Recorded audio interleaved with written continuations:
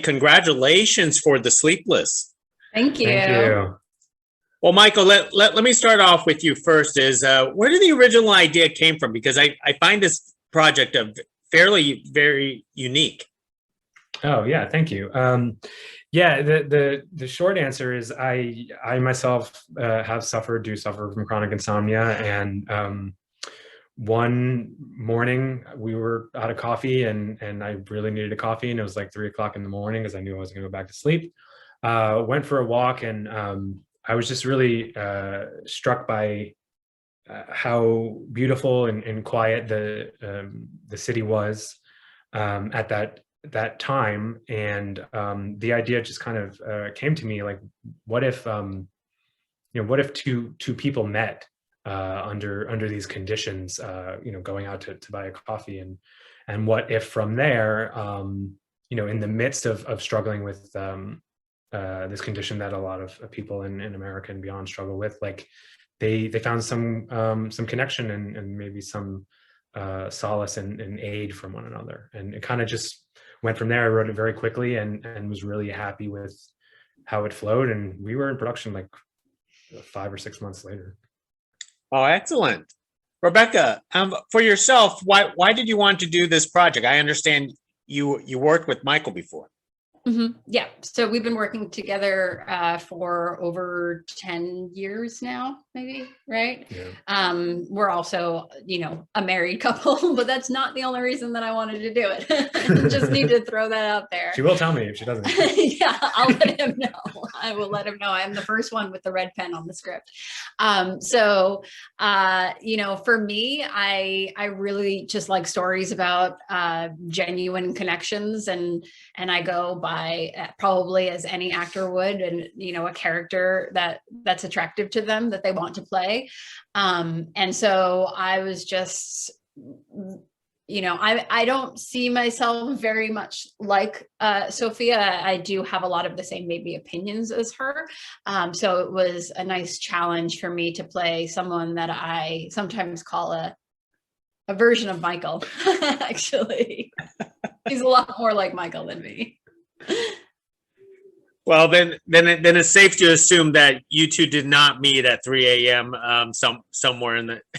Well, under different conditions, but. No, it wasn't 3 a.m. It wasn't 3 a.m. Yeah. It was probably very late at night, though. Yeah. We met at a bar. I was a bartender. So, in the case with this, Michael, how did you come to the decision to basically film this in black and white?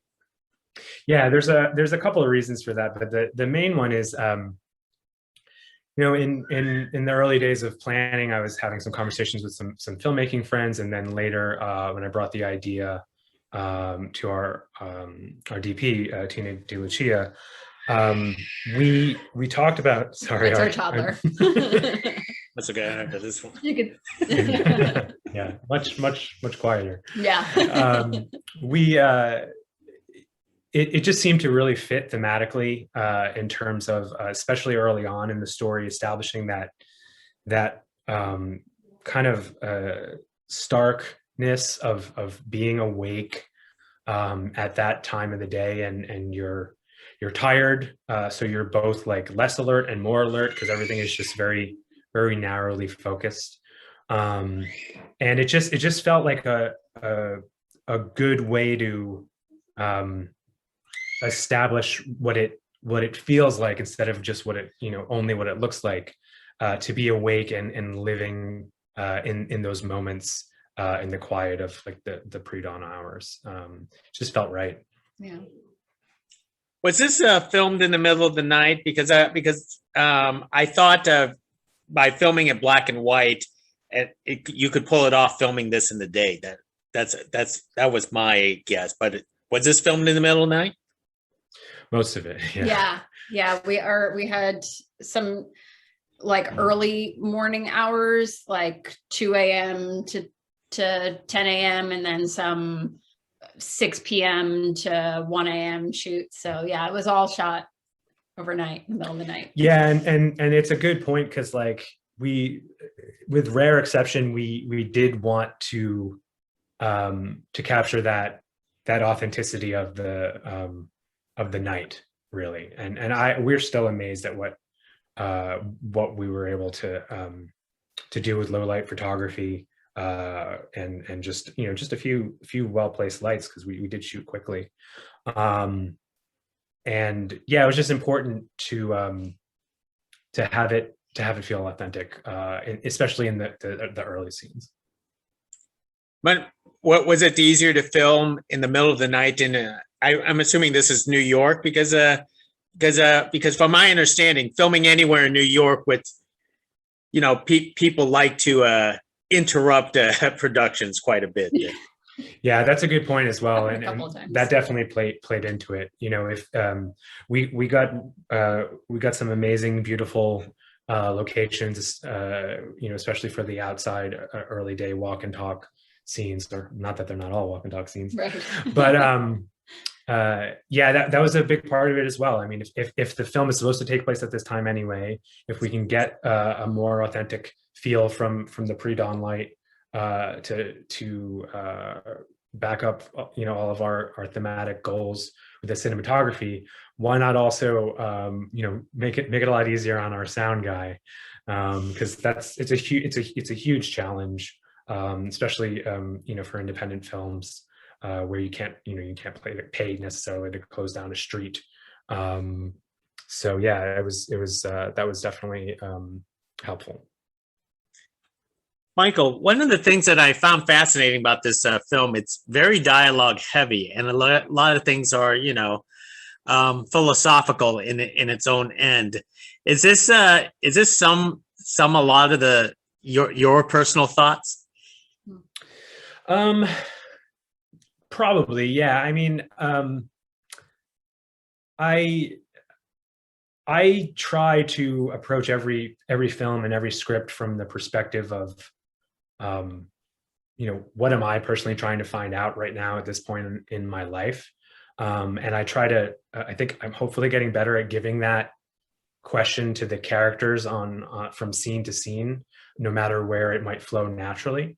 So I think that for me, what was interesting about when we got around to producing it, when we got onto set and we started rehearsing, and Rebecca had her feedback and her character work, and Nyambi had his feedback and his character work, how it became much more of an open-ended dialogue on these subjects versus necessarily maybe even in some of my earlier work where I was more like, this is what I think, and I'm going to give this conversation to a character, to these characters. It's just, we live in a time where there's so much information, competing information, misinformation, confusion, quarreling, and I wanted to kind of put forth an idea that people can meet, people can talk about things, and not necessarily in pursuit of a solution or of being right. And even at certain points in the movie, I think Rebecca and Nyambi's characters kind of challenge one another when they're veering in that direction. So in certain terms, I would say, yeah, a lot of these topics are, of course, they're important to me, and they're things that I would like to play a part in bringing into the overall cultural dialogue. But it was really a focus in this film to have it be more about the act of dialoguing versus necessarily saying this is how everyone should think. Rebecca, do you carry conversations with Michael like this at home? He carries conversations like this at home. Yeah, I mean, I'm definitely more of the I don't want to say I'm just the listener, but we do get into these conversations, and I feel like when he is, in the film, veering towards any one definitive solution, I kind of bring in well, there's actually this part of it too, and maybe before we kind of do this like wash over solution. We can look at it from a different perspective. And I think that that's something that, you know, Nyambi and I really got to play out on the screen as well. Excellent.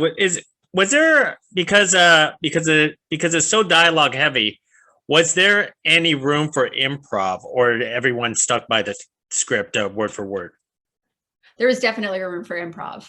There was no way that we were shooting at that time of night and being completely off book and getting everything word perfect. It was just, you know, it, like Michael said, we shot it at quite a speed. So we probably shot like 10 pages a day, right? 10 pages a day. Yeah, around a little less.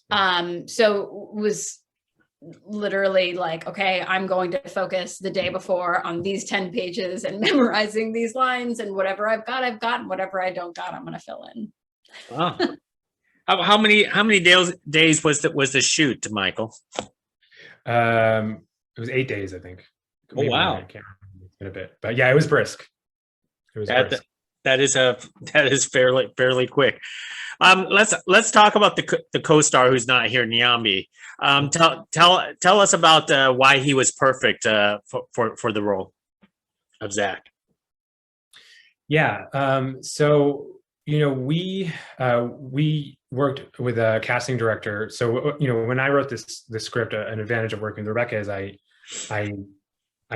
know her strengths. I know what she's going to bring to a character, and I can go from there. And we really wanted, we knew we wanted to find someone who felt right for the part, and who had the requisite experience and skills, and had a theater background, and the sort of training that I have seen bring so much to the table for a talkie movie that's shot in a short amount of days. So we worked with Allison Zwardziak on our principal casting, and she brought us Nyambi, and we looked at his work, and I after a couple of minutes, I was like, he looks great. He feels perfect for this. Yeah.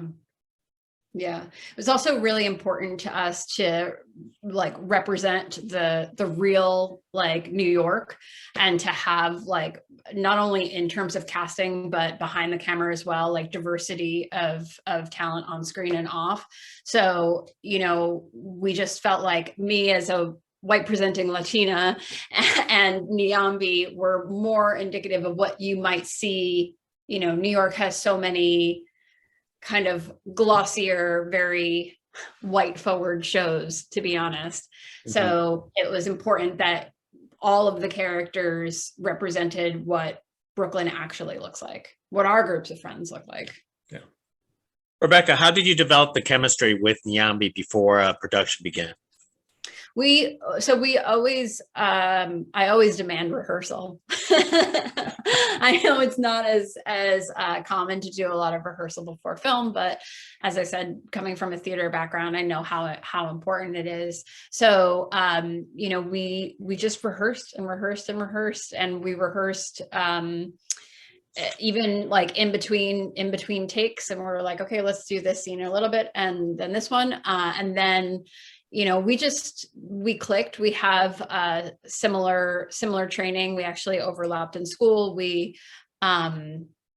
And we felt like we were kind of coming from the same place to begin with. And then when things got too serious on set and we weren't rolling, we would joke around and play and sing Disney songs. I don't remember why we were doing that, but we, you know, we were just like, all right, we were so exhausted. We were just going to sing the Lion King, you know? So. The one thing that I found that was intriguing was that there was a Russian woman in the middle of a park with an accordion at 4 or 5 o'clock in the morning. Could you talk about doing that scene? Yeah. So there's a couple of things I can say about that. Jim Jarmusch is like a huge inspiration for me. And it felt like something he would do, and I admire him. So I was like, Masha is a good friend of ours. She's worked together with us on so many, if not most of our projects. And she had just kind of gone public with the fact that she was learning the accordion and was comfortable enough to like let people know. And Well, so I and Now so you're playing I it on screen. yeah, so like I called her and I was like, hey, I'm working on this new movie, and I just have this weird idea of like dropping you in the middle of a park with the accordion at like, like playing someone who's like drunk and just wandered into the park and just started busking for, I don't know, a subway fare home or something. At like 3 a.m. Like, do you want to do it? And she was just like, yeah, well, we can talk about it. And then and we had a meeting, and she came on board, and it's kind of it's a bit of a turning point in the movie, and it just the energy of it felt good, and it took some work to get that. I think Masha even like flew back and forth from LA because she was on set for something else to make sure she could make it happen, and we had a very tight window with the time of day it was supposed to be shot, in terms of sunrise kind of being right on the cusp. So it was a lot of work to get that scene done, and it's something that, like, if you were going by the plot, or if you really wanted to make a case for, you could take it out of the movie, but I would never. Yeah. It's so New York too. I feel like a lot of of course you would just stumble on a accordion player in the middle of the park in the middle of the night, and the different like sort of ancillary characters, the barista, the guy listening to music walking down the street, like these are all things that we've encountered as New Yorkers. Yeah, and it was important for us to build those into the story of the city, as another character in the movie. Excellent. Well, let me wrap it up with one more simple question, and I think Rebecca could actually answer this.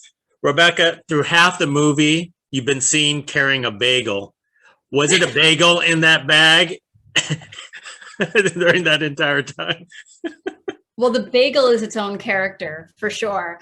Yes, there was a bagel. It was a gluten-free bagel because I think I was not eating wheat at the time. Just a little bit of butter on it. And it was also a prop for holding my pregnant belly. So I was 3 months pregnant in the film. So at certain points, I've got not plastic, it was a paper bag just strategically, on the side. I didn't have a very big bump, but it was enough to need security to hide bagel. Yeah, it was a security bagel. Well, for some unknown reason, I noticed the bagel being carried. Right. But did you notice the belly? No. I think that was a great way to divert our eyes towards the bagel and the bag.